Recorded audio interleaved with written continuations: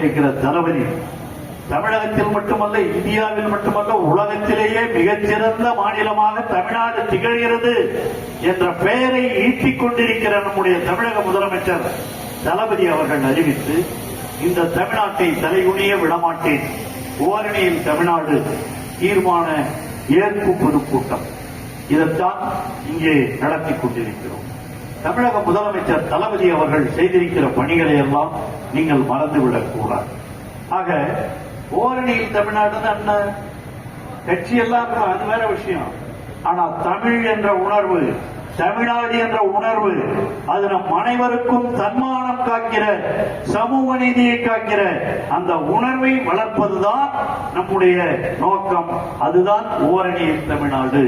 அந்த ஓரணியில் தமிழ்நாட்டை தான் நாம் இங்கே ஜூலை 1 தமிழக முதல்வர் தளபதி அவர்கள் தொடங்கி வைத்தார்கள்.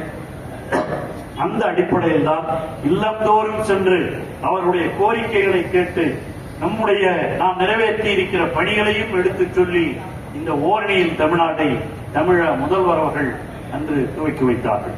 அதுபோல்தான் இந்த ஓரணியில் தமிழ்நாடு மட்டுமல்ல, தமிழ்நாட்டை தலைகுனிய விடமாட்டேன். இன்னும் யார் யார் என்னென்ன பண்ணிட்டு இருக்கானோ உங்களுக்கு தெரியும்.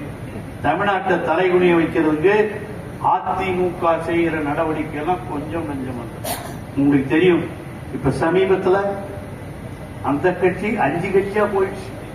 அதிமுகனே சொல்லக்கூடாதுன்னு சொல்றாங்க. அதுவும் யார் சொல்றது? நாம சொல்லல, தினகரனே சொல்றாரு. இது அதிமுக அல்ல, இது எடப்பாடி பழனிசாமி திமுக அப்படின்னு பேரை மாத்திக்கின்னு நாம சொல்லல. அந்த கட்சி இருக்கிற இதுவரையில இருந்தார் தினகரன் அவர்கள் சொன்னார். முக்காடு போட்டு வந்தார் பாருங்க டெல்லிக்கு போய். அவருக்கு முக்காடு என்ன காரணம்? தமிழ்நாடே முக்காடு போற வச்சிருவான் அப்படிங்கறத நமக்கு அறிவிக்கிறார்.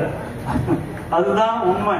ஆக அங்க டெல்லிக்கு போயிட்டு இந்த காரம் மாறி எப்ப போனாலும் ஒரு கார் மாறுறது பழக்கம் அவருக்கு. அதெல்லாம் ஒன்றும் புதுசு கிடையாது. அப்படி மாறி மாறி போய் டெல்லிக்கு போய், டெல்லியில போய் அங்க பார்த்துட்டு இங்க வந்து என்ன பேசுனீங்கன்னு கேட்டா, ஒன்னும் இல்ல, இங்க ஒரு தேவருக்கு நான் செலவைக்கு சொல்லி பேசி வந்திருக்கிறேன்னு ஒருத்தர் அடிக்கிறார்னா, இதை விட ஏமாற்றுத்தனம் வேறு யாருக்காவது இருக்க முடியுமா?